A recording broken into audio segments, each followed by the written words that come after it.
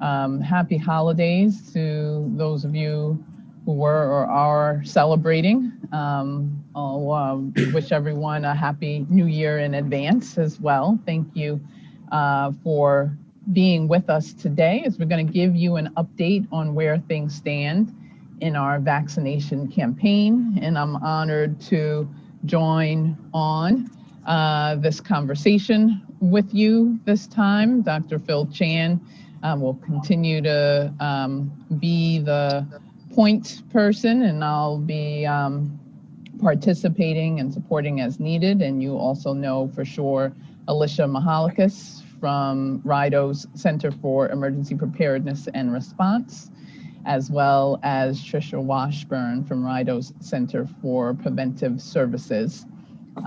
As the experts that they are, they will give an update on doses received, doses administered, and some general operations to date. And we all greet you on behalf of a massive team of folks across the whole of government response. And we will walk through today where I will also provide some detail on our thinking for the rest of phase 1 from our vaccination campaign.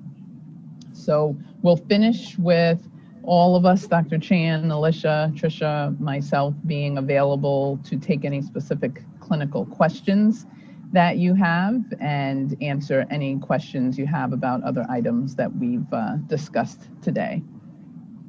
So before I get going, I want to say that I'm very pleased with where we stand with our vaccination campaign 15 days after dose number 1 was administered in Rhode Island.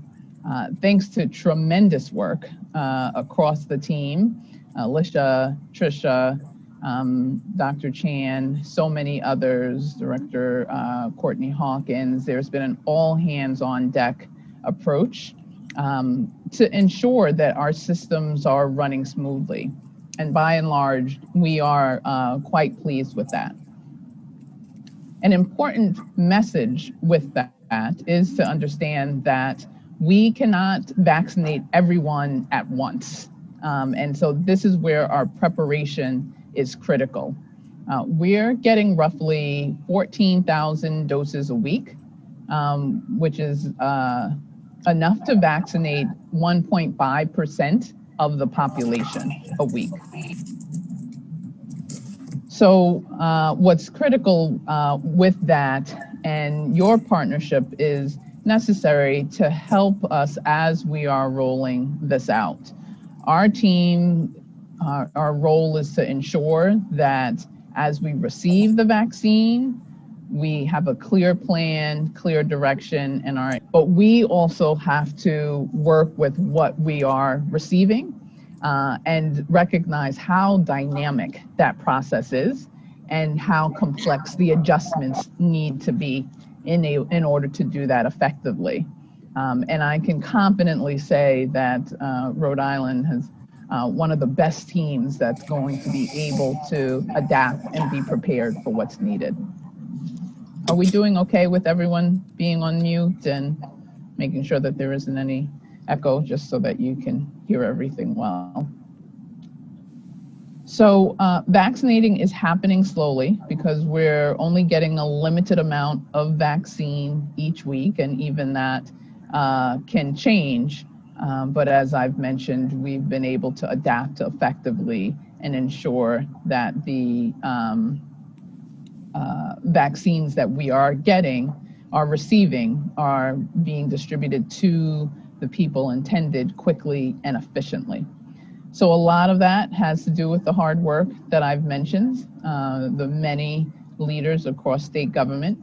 A lot of people deserve huge kudos, and it's important to continue to acknowledge that while we stay focused on the job at hand. So with that, I want to turn it over to Trisha and Alicia to dig in on some of the details of what we've been accomplishing thus far. Great, thank you, Director. Good afternoon, everyone. So at this point in time, regarding how much vaccine has been received between the Moderna vaccine and the Pfizer vaccine, as a state, we've received around 30,700 doses into the state. Some of that, that's not including some of the doses that were allocated to the nursing home partnership. And of the amount of vaccine that has been physically received into the state, we've administered, as of 9 a.m. this morning, what was reported from the various locations that are vaccinating. We've administered 12,869 doses of vaccine.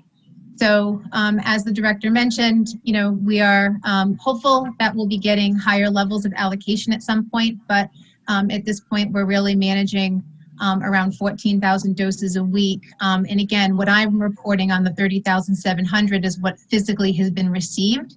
At this point, there are still many orders that have been placed and awaiting delivery. So we get our allocations on every Tuesday, and then we're planning on a week-to-week basis of those allocations and then where it will be distributed. So that's kind of like the high level on that piece. I can defer to Alicia on some of the operations. You're on mute, Alicia. Thank you. Again, you'd think after all these months, it would be a no-brainer. My apologies, everybody. It's been a very exciting launch to the week for us, much as it was when we first started putting vaccine in arms at hospitals. Yesterday, we rolled out regional points of dispensing, or pods, for initially EMS and home health and hospice workers. And we have also expanded those to include fire and police at the municipal level. We are trying to just maximize the opportunities that the regional pods have created in terms of, again, balancing the number of slots that are available for vaccine and the numbers of vaccine that we have available.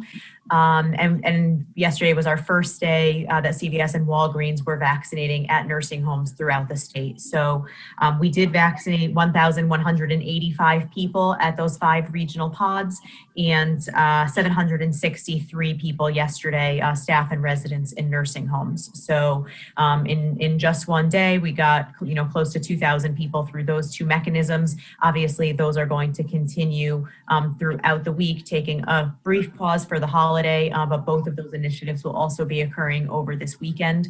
So we're really excited about the number of people who are getting protected. And we expect that, with the vaccine that we received this week, that we will have made a significant dent.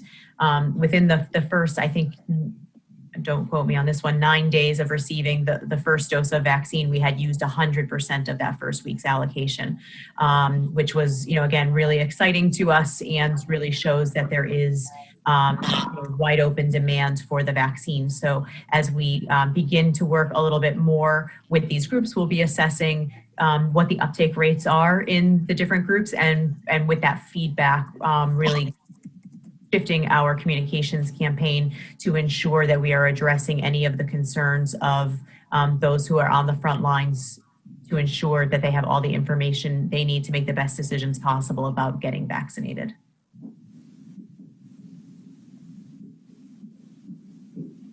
Excellent. All right, thank you for those updates. What we want to talk about briefly now is give you some context in terms of phase 1, which we are in right now. This is the phase we will likely be in at least through January and February, and maybe a little bit longer as well. The people being vaccinated in phase 1 are frontline healthcare workers, some older adults, people who are at highest risk because of the setting they live in or because of their occupation, and people who live in communities that have been hardest hit by COVID-19. This is all in keeping with our focus on vaccinating in a way that minimizes disease, minimizes fatalities, and reduces the burden on our healthcare system. This is one of the most powerful tools we have to accomplish those goals. And our focus while doing it will continue to be centered on equity, which means vaccinating in a way that's responsive to the reality that certain communities have been hit harder by COVID-19 than others. And in order to minimize disease, minimize fatalities, and reduce the burden on our healthcare system, we need to continue to use that lens of equity as we are administering the vaccine, so that the communities that are experiencing disease fatalities and other comorbidities connected to this receive access to vaccination to help minimize that. Equity is a key priority throughout. As I'll discuss, we're planning to vaccinate broadly in our harder hit communities early on, such as in Central Falls, and within other settings, we're taking an equity approach. So for example, we're doing about half the nursing homes in Providence, Pawtucket, and Central Falls in the first week of vaccinating in nursing homes, with the intention of continuing to focus on our highest risk groups earlier on, and then ensure that all of the groups, priority groups, receive the vaccine. So with that, we want to share the slide for our phase 1 prioritization. This builds out some of what we had shared about 2 weeks ago and gives a little bit of additional detail and pieces of context about this approach.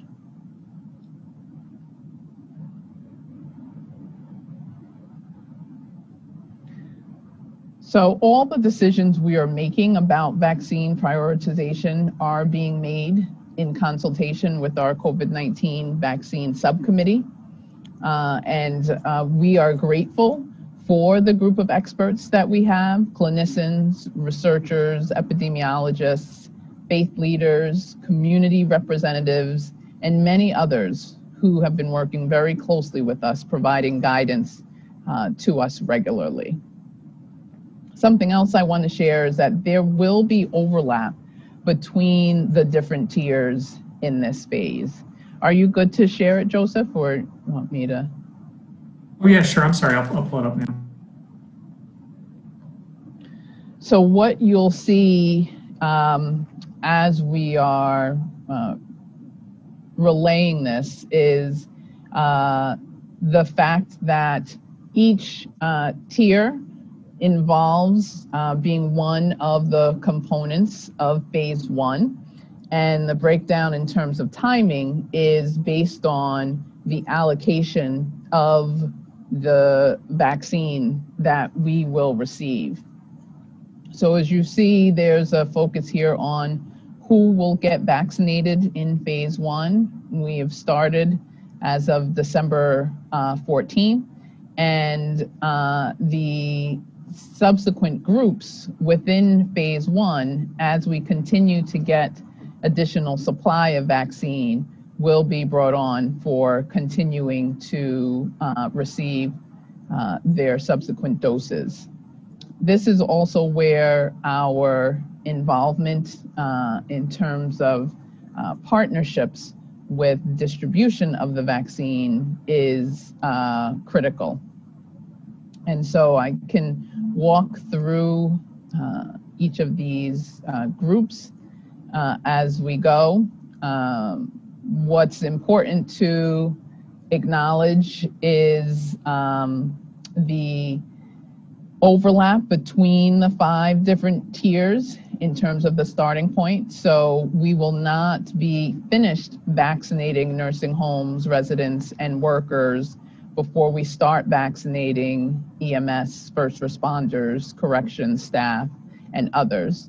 It's really about a starting point and then having enough supply to continue to bring on the additional groups. We're making a lot of these decisions on overlapping based on logistics.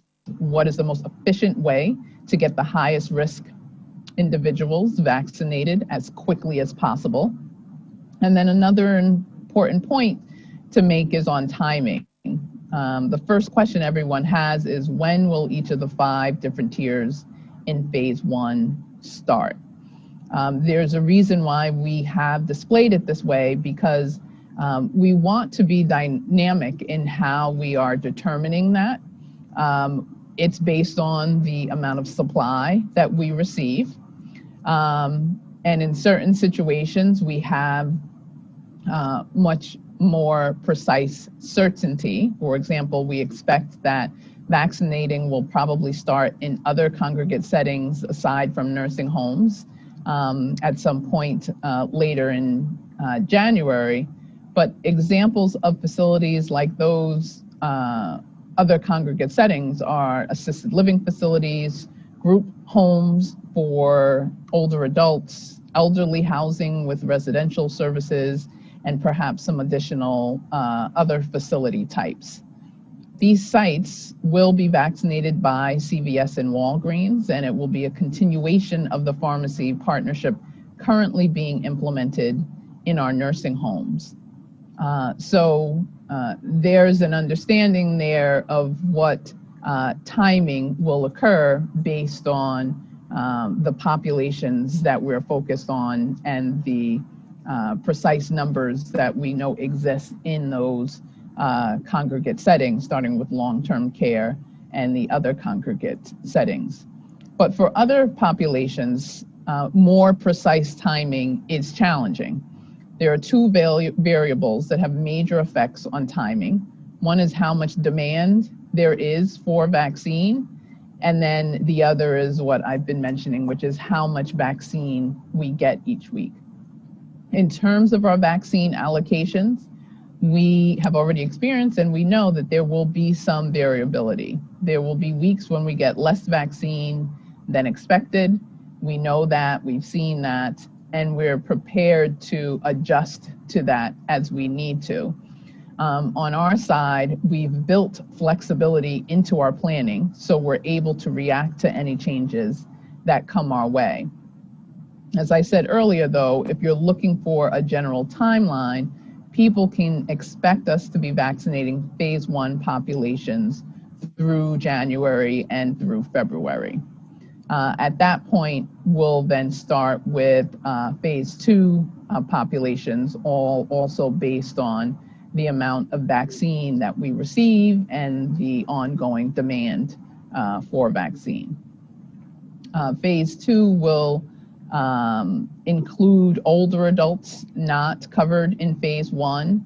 It will include other occupation types, people with certain underlying health conditions, critical infrastructure workers, and many others. So we will be sharing in a future time frame more details on phase 2, recognizing that it is a very large group. So we're in the process of working through our phase 2 plans with the subcommittee and all of our partners. In the near future, we're going to provide the public with a detailed breakdown of all the phase 2 populations in the same way that we're doing so with phase 1 today. So that's important understanding for how we'll continue to work through this process. Before I open it up to questions, I'll just finish with highlighting the how groups will be receiving vaccine. One of the key components is to ensure that communication will be made available to each of the groups that is intended in the phase 1 priority breakdown. And we already have partnerships with these various sites that we will be engaging for ensuring that people have access to the vaccines, whether hospitals doing it themselves, whether regional clinics that are through our municipal partners, or through a community site that we have set up.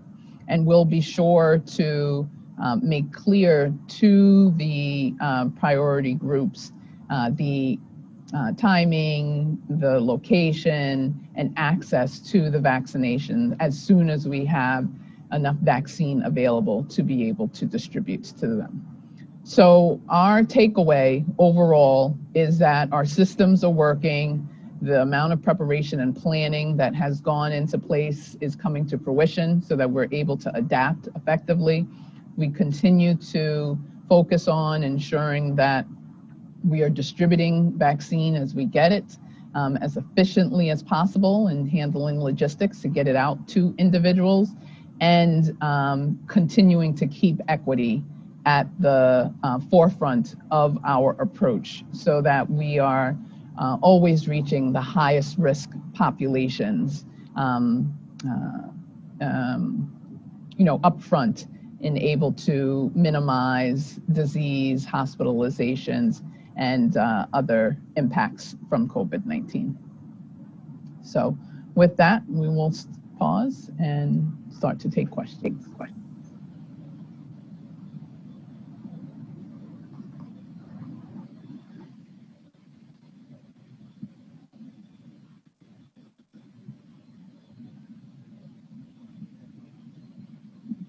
If anyone has any questions, they're free to come up.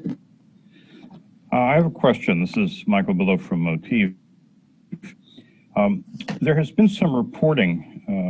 Ed Fitzpatrick in the Globe on the 21st had a piece where he interviewed the governor and Dr. Chan, and he was reporting that a number of groups had insisted or were advocating that certain geographic regions be prioritized. And the impression created was that they were asking for those geographic priorities to supersede the phase 1, phase 2 type of thing. In other words, vaccinate everybody in Central Falls immediately, that kind of thing. And the response from the governor and Dr. Chan was polite but non-committal, but I think there was a lot of public confusion that resulted, and I've seen quite a lot on social media that indicated some misunderstanding perhaps. So could you confirm that when you talk about prioritizing high-risk communities like Providence or Pawtucket or Central Falls, you mean within the phase structure? In other words, you're going to do the nursing homes in Central Falls, Pawtucket, and Providence before you do, say, the nursing homes in Exeter and Burrowville. But you don't mean that you're going to do the general population of Central Falls or something before you do nursing homes. We have included our communities hardest hit as its own entity within phase 1 as well. We are starting with Central Falls and working closely with municipal leadership there to be able to incorporate individuals who are outside of, say, a nursing home or one of the other high-risk employment settings, but who are in a community such as Central Falls that is high risk within itself and needing to work or do other components that are in place. So it is worked into its own component within phase 1, as well as incorporated across all of the groups overall. Well, what are the criteria for that? And who gets included? I mean, you don't mean to, you say you're going to vaccinate all the residents of Central Falls in phase 1, do you? We are working through the best approach for doing that. We know that the morbidity and mortality rates in some of these limited communities have been higher, and so vaccination accessibility will have a positive impact for members of the community, and we want to work with municipal leadership, one zip code at a time, to determine the best approach to capture members of the community that may not be captured in other ways within phase 1.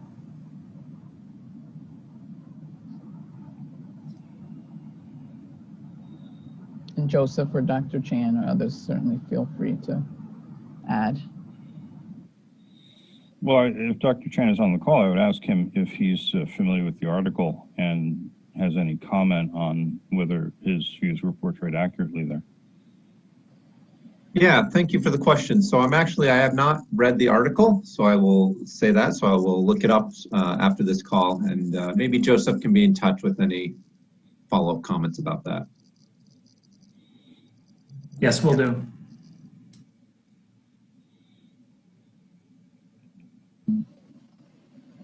I had a question. I'm Elizabeth McNamara, East Greenwich News. I had a question. I was at the East Greenwich, I guess it's the Mid-State Region Vaccination Clinic yesterday. And I posted a story about it, and I've gotten questions from people like about when are teachers going to be able to be vaccinated. I got a question from somebody who works at the AtMed clinic here in East Greenwich saying how come they hadn't been invited to be part of this. And to be honest, I'm pushing them back to you or their school district in terms of some of that. But I was just wondering if there was any, you had any additional information to share about, is it all healthcare workers are part of phase 1 or just some healthcare workers? It seems like a lot of people in the hospitals are getting the vaccine. Are people who are working at, clinics out in the community eligible to get this vaccine in the first round? The majority of the clinical community engaging with patients who are at risk for COVID are included in phase 1. We certainly have started with the hospitals. We've also included urgent care and respiratory clinic staff, as well as community health centers, and have also included primary care, other outpatient providers, dentists, and other clinicians within phase 1. And I understand that because there was some room in these municipal vaccination clinics, you broadened it a bit over the weekend to include school nurse teachers, but I did get questions from a couple of teachers wondering if they were, when they would be in, and I'm sorry if you said that at the beginning and I missed it, but, and I know you haven't fully formulated phase 2 lists yet, but teachers at this point, regular classroom teachers, are not part of phase 1, is that correct? That's correct, but they are considered part of the critical infrastructure workers approach that we are assessing and determining for phase 2. The one last question I had was from a woman who lives here in town and is a we are and I was just wondering if and she just found, a couple of people have found it very opaque trying to figure out when they might be on the list or in what phase. But again, I'm probably ahead of the game. You haven't released your phase 2 list yet, but people who have, serious respiratory complications or issues, would they be considered part of phase 2, even if they're, let's say, 40 years old? Yes, that will be the intention. In this very large group, we do have people with certain health conditions included in phase 2 who were not already covered within phase 1. Okay, thank you. Hi, this is Lindsay DeLucia with NBC 10. I am just, as I'm looking at this, I'm seeing individuals older than 75 in age in phase 1, wondering what the options are for older individuals in phase 1 who aren't in nursing homes but may still be vulnerable or have health complications. Are they also able to get the vaccine in phase 1? For the individuals over 75 group, yes. Okay, and so how does that work for those individuals of that age range in phase 1 since they're not at an assisted living facility or at a nursing home? Yep. that is one of the key elements on our logistics side that we will be working through to make it as accessible as possible for seniors. So we'll be continuing to finalize that and make that public as we receive the vaccine and can begin to implement. Going off of how much of the vaccine is available, Dr. Fauci was just recently on talking about how we're not where we would like to be right now when it comes to the availability and the amount of doses we have. Is that something we're seeing in the state, or is, like you said, is it on par, is it on schedule with the timeline? There's certainly, and I'll welcome Alicia or Tricia adding to this, there are certainly adjustments that we've had to make, and we've been prepared for that. But as we are receiving it, we are ready to execute and being able to distribute it. And so we are pleased with that approach thus far. And the more we receive, the quicker we'll be able to distribute beyond that. Doctor, want to add anything, Alicia or Tricia? No, I think you've got it, Director. I think, you know, the chat.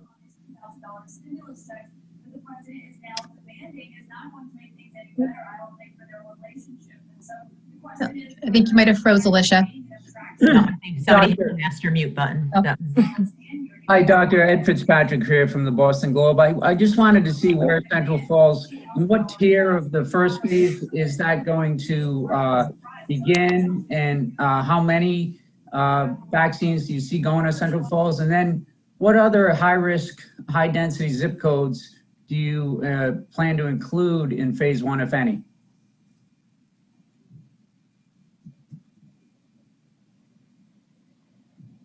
You're on mute too, Director. So I think Joseph may have hit the master mute button. No, we're on a roll with that. The hardest hit communities approach is in the tier, that's the third tier described in phase one. We currently have the focus on Central Falls, and we'll only go zip code by zip code beyond that. So we're going to ensure a rollout with our Central Falls municipality leadership that is effective, learn from that, and then determine the best way to proceed to the next zip code from there. So you do foresee other hot hit zip codes being included in phase one? And what would those be? Is that 02909? Between Providence and Pawtucket is where the next level of zip codes are. We are determining whether or not it'll be phase one or phase two based on what we receive, what the demand is, and how we're doing with distribution across the communities. And does it go by rate per 100,000, or is it total when you look at which zip codes are hardest hit? We are using a number of factors. That certainly includes rate, certainly includes percent positivity, also hospitalizations, and race ethnicity data as well. And when does Central Falls start? It starts, and it's going to be the entire population of the city you're targeting? We are already in conversations with Central Falls leadership, and based on that, we'll be determining the most effective way to distribute to the highest risk individuals in the community. Do you hope to hit the whole city though, or is it just the highest risk in Central Falls? It's a dependent factor on what the demand is, what we receive, and how well we're able to roll out, overall. Hi there, this is Brandon Truitt with Channel 12. I'm hoping you can hear me. I just kind of wanted to bridge those two questions from Ed and then Lindsay. What I'm hearing is that you're saying who gets what when, in some ways depends on what you get at what given time. I want to go back to Lindsay's question. have you received less than what you thought you would by the end of the year? And if so, by how much? And how is that directly impacting the timeline of all of this from phase 1 to phase 2? I would say overall, we haven't been significantly hindered in terms of the numbers. We've had to make adjustments, but they've been ones that we've been able to accommodate and adapt to, so that vaccinations in our long-term cares, for example, is able to continue. I'll open it to Alicia or Tricia to be able to add further context there. Yeah, we have been receiving differing numbers each week, but overall, if we average the 3 weeks for which we've been able to order the vaccine that's allocated to us, it does align with approximately with the 5 million that are, or our 1/300th of the 5 million that we expect on a weekly basis from each of the companies. The challenge is that it hasn't been consistent every week, and that's really what they're trying to make happen at the federal level, is to give us consistent numbers so that we can plan a little bit more smoothly. There was initial conversation that we would receive a bolus of vaccine from both Pfizer and Moderna, and those numbers were not realized in the allocations. So while we did receive, for instance, last week, 19,000 doses of Moderna, that sort of evened it out with the amount that we received in week 1 and week 2 of Pfizer, which again aligns back to what our original expectations were for our portion of the 5 million per week, but not any additional vaccine on top of that. So sorry to cut you off there, but just to be clear, you're saying that Rhode Island is on track with where you thought you would be at this time going into this? If we were to factor in only the 5 million per year, there was an announcement early on that we would receive additional vaccine up front. We were expecting, sort of a bolus of vaccine up front, and then this 5 million, our portion of the 5 million per week. We have not received that bolus. But aside from that, yes, we are receiving vaccine in alignment with what the expectations were. Thank you. And I'm sorry if this was asked earlier, but I wanted to see if you share the concerns that Dr. Jha had expressed on Twitter last night about there being a slow rollout of the vaccine. I think that having lived through H1N1 and vaccine development for that particular disease, where they were building it on something that already existed, this is a much faster rollout of vaccine than we would have anticipated. I think there were a lot of dreams. There was certainly a very lofty goal that was set by Operation Warp Speed that we would have, I believe, 100 million doses by January. And I believe we're somewhere around the 20 million doses at this point in time. So there is, again, certainly there were very high targets that were set, but we are now, at least we are aware that we will be receiving a steady supply of vaccine over the course of the next few months. And then we're hoping that Moderna and Pfizer will be able to continually enhance their manufacturing capability now that they are, full blown up and running and are able to produce more vaccine on a weekly basis. That would be fantastic. But in reality, they only started producing vaccine during the phase 3 trials. In any other vaccine experience, they would have had to complete the phase 3 trial and then begin manufacturing. So compared to other vaccine manufacturing processes, we are far ahead of what we could have, should have, would have otherwise expected.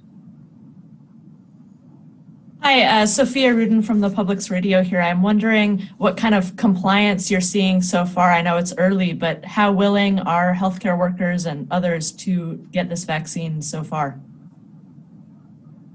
I think we are seeing in the hospital setting very high uptake rates, and we're as the hospitals are now sort of approaching that point of having received all of their allocations, we're asking them to take a look at that and assess what they believe their uptake rate truly is. But there has been very high demands and not a lot of available empty slots in terms of opportunities to get vaccinated.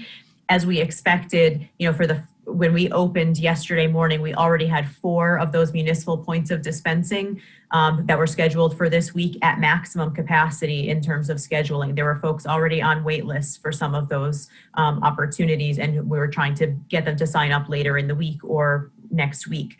So we think that the demand is high, but our ability to look at the population as a whole is still not possible from a data perspective. And we're hearing mixed reviews anecdotally. We certainly saw yesterday in some of the nursing homes that the uptake rate was lower than anticipated, but it was only the staff's first opportunity to get vaccinated. They will have 3 opportunities each. So we're hoping that with a little bit more time and a little bit more education under their belts, that we'll see a higher uptake rate in the second phase. We did also advise all of our partners to have especially in an employment setting, to have a staggered approach to who gets vaccinated when, because if everyone gets vaccinated at the same time and then has an immune response, they may not feel well enough to work, and we didn't want to jeopardize any of the critical functioning especially in any of our healthcare facilities or with our first responder partners.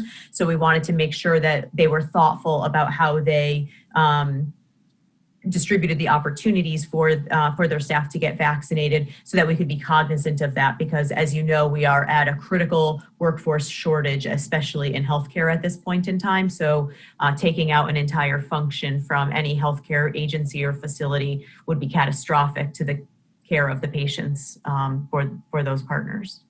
So just to clarify that, you're saying at a given nursing home, there will be 3 different times when people could get the first dose? Actually, there will technically be 4 times. Each nursing home will have 3 on-site visits where they are able to begin the vaccination process. We're hoping that the majority of those will happen at the first 2 visits, and that the third will be the catch-up for the second dose. But Walgreens and CVS have both committed to creating retail store opportunities for staff to get vaccinated, again, to create more opportunity to stagger who's getting vaccinated when. So they're still finalizing where those locations will be, and they'll be issuing tokens or other links to the healthcare facilities where they started vaccination this week, so that the nursing home staff, again, will have ample opportunity to get vaccinated by signing up for slots in a select number of retail stores that are targeted for vaccinating healthcare workers. Okay, so the Department of Health had given a 3-week window saying all nursing homes will be vaccinated within a 3-week window. Is that all nursing homes will get their first chance at vaccination, or you hope to vaccinate every single nursing home worker and staff and resident in these multiple phases within that 3-week period? Sure. No. So first dose, first opportunity. Okay. We would hope that as many residents as possible would be vaccinated at that first opportunity.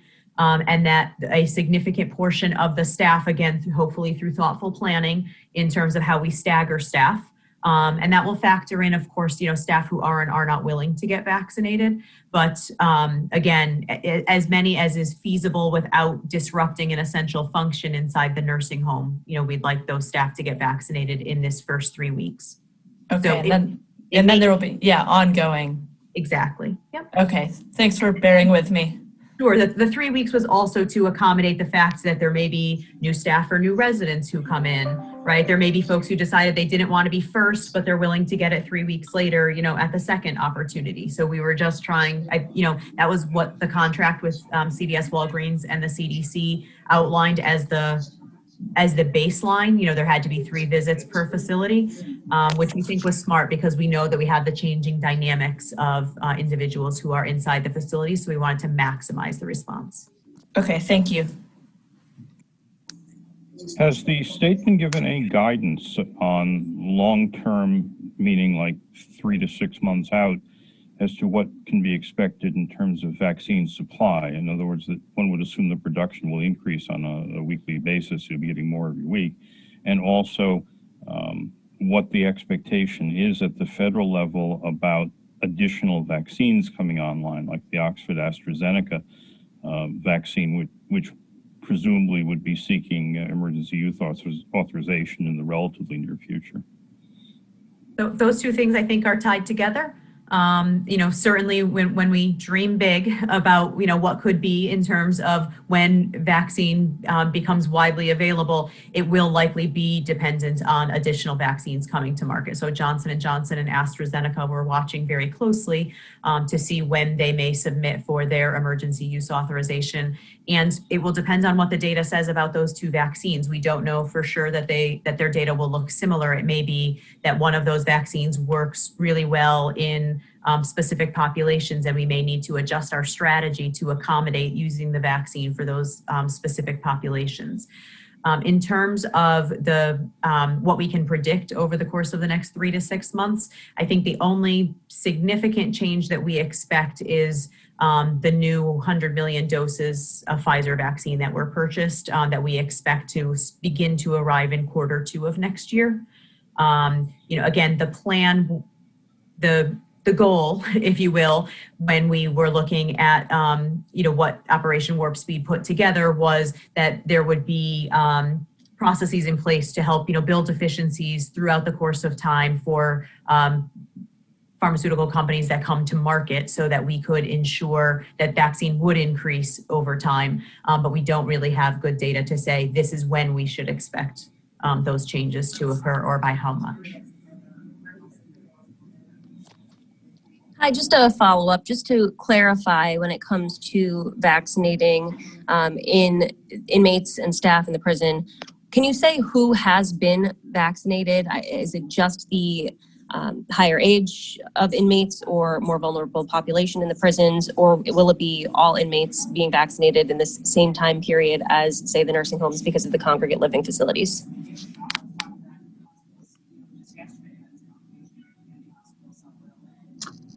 Yeah, so I can go ahead and answer that. So we're coordinating very closely with the ACI. Dr. Justin Burke is the new medical director over there. So the populations being prioritized at the ACI, as you mentioned, are those that are more vulnerable, those that are a little bit older, and that those are maybe immunocompromised.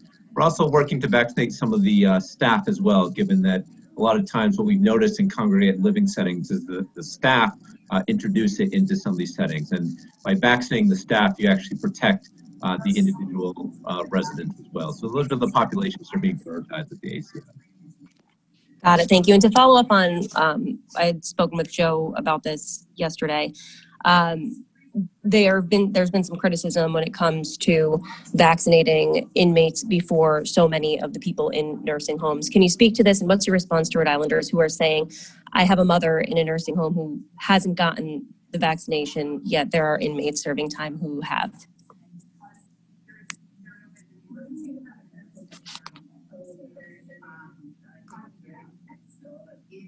Dr. Alexander-Scott, you're on mute. So yes, we can answer that, and certainly Dr. Chan can join in as well. Thank you, Alicia. So the first key for us is to ensure that those at highest risk of the negative outcomes of COVID are incorporated in phase 1. We have as the first tier, as noted, nursing home residents and staff, because they are the initial group that has been indicated to receive the vaccine. So that's an important message for the individuals talking about their loved ones in a nursing home scenario. As we have shown and have said here, our ability to distribute the vaccine is based on demand, and then is also based on what we receive and what we're able to logistically accomplish.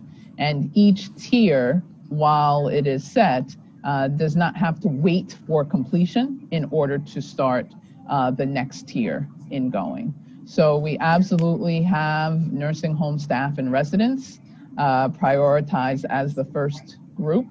We are also starting in our subsequent groups with getting vaccines going as it becomes available, because we're not going to wait until an entire group is finished in order to start with the next. We want to be as efficient and as effective as possible in getting all of the high-risk populations in phase 1 vaccinated. Could you just review for me the timetable for phase 1? How far are we into the tiers right now? And how long will phase 1 last in total? So phase 1 started December 14th. We know that it will go through January and February. It will likely go longer as well. The ability to move through phase 1 is based on what we receive. And it's acknowledging that we are getting 14,000 doses a week, which is 1.5% of our population. So as long as that continues or expands, we are moving along that timeline. With each tier, we're not waiting until the tier is complete before going to the next tier, but we are waiting until we have adequate vaccine in order to move forward, and then certainly ensuring that the logistics that are critical to getting the distribution done most effectively are in place too. Yeah, where are we right now with the tiers in phase 1? Are we still in the first tier, or have we moved to the second? Alicia and Tricia, would you want to answer that most comfortably? Well, as Dr. Alexander-Scott has indicated, we are not waiting for just one tier, right? So the CVS and Walgreens partnership, for instance, is locked into a certain number of weeks. And so we're not going to wait for that to be done. We've allocated the vaccine to it and are moving on to other groups outside of that first 1.1 component of our plan. As you heard earlier, EMS and home health workers were also ranked very highly in our prioritization structure because of their risk. And so those folks also began this week when we had enough vaccine and the capability available to us. Because they are municipal run opportunities, and because police and fire were not so far behind when we had vacancies open. We offered only to EMS and home health first. And then as vacancies were open, we opened to other municipal partners, the school nurse teachers, certainly because they're healthcare workers, as well as police and fire there. So those folks are added to that group at the moment. Central Falls will begin this week. Central Falls is in 1.3 of our plan. But again, as we're building capacity and we're looking at risk over time and what's feasible with the groups that we have, that's where we've been focusing our attention. So have we captured everybody in 1.1 and 1.2 while we started some of those groups in 1.3? No, but that's what we expected, right? We expected it to be a staggered start. And as we have these operational opportunities, we are trying to leverage them and do the best matching of groups as possible with where the capability exists. Do you know what day the vaccinations begin in Central Falls in 1.3? Wednesday. So that today's the 29th, tomorrow, the 30th. And the governor had, when we interviewed her for the year-end interview, said she was going to rely on the experts to tell her when to get the vaccination. Has she been vaccinated yet? Do you know when she would be, where she would fall in the phases? She will likely fall in the critical infrastructure component in phase 2. She has not yet been vaccinated that I'm aware of. So, and she's been very vocal about that this is the time for frontline healthcare workers. This is the time for nursing home and other congregate setting residents who are at the highest risk. Thank you. Do you have an estimate? Oh, sorry. Go ahead, I was Joseph. going to say, Sophia, I think if you want to ask a question, and I think we have time for one more question after that. Oh, Ed's question just made me wonder, do you have an estimate of how many people are in phase 1? We believe it's about 150,000. Okay. Dr. Alexander-Scott, I was just going to ask you a question, if I could, about hospitalizations. We're hearing from some viewers, something we've heard kind of from the beginning of the pandemic, that there's still some folks who believe their loved one is being hospitalized for something that is not COVID, yet it's being coded as COVID or even listed as COVID on a death certificate. Can you talk a little bit about that and clear that up for folks who still have this concern? Yeah, so the association of COVID with an unfortunate death is something that is distinct in the clinical setting and what happens in a hospital or other facility. versus what we do from a public health reporting standpoint. There may be a scenario where COVID was identified but was not thought to be a cause of the individual's death. So on the clinical setting, it might be captured in a death certificate because it was identified, but from a public health reporting standpoint, would not be considered an unfortunate death because of COVID or due to COVID. So the acknowledgement of COVID in that clinical setting could be considered different from what happens from a reporting standpoint. Some of these folks have also said that they're concerned that hospitals have a financial interest to list COVID, even as you say, if it wasn't the cause of death, if it wasn't what actually led to the death. Do you want to clarify that as well?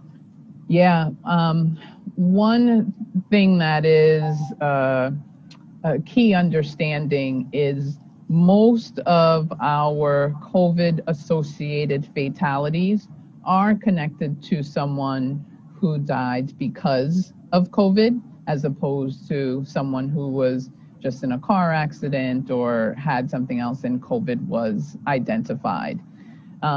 So that is the general approach that we are seeing, in terms of the data and the outcomes. I would separate that from adding, COVID just to be able to get any sort of financial benefit at the hospital level. We definitely want to make sure that we are accurate in our reporting to the feds, but that is distinct from anything that's happening in terms of the hospital and payment there. Dr. Chan or anyone, you want to add anything? Nope, I 100% agree with that. That's good. Just a quick question on timeline. I believe the original goal was to have everyone vaccinated by June or early summer. Are we on track to hit that goal, or is it a little too early to tell? Definitely early to tell. One of the key takeaways we want you all to have is that as we are receiving the vaccine, we have a strong plan in place and the systems are working to get it out as effectively and as efficiently as possible. And the other is the clear understanding that our ability to distribute it is fully dependent on what we receive, and continuing to have a steady influx occur weekly. What we're currently getting at the 14,000 is really just 1.5% of our population. If that increases, that significantly improves our ability to reach the target goal. Our goal across the board is for all of us to be able to enjoy the summer, taking advantage of the critical tools we have in hand, expanded testing, access to treatment, which is a key, and vaccinations. And we're starting high with expanding testing and getting all the people who are qualified treated as much as possible. And as our vaccine ability and supply increases, we'll be able to get to the point that we need to so that we can all enjoy this summer together.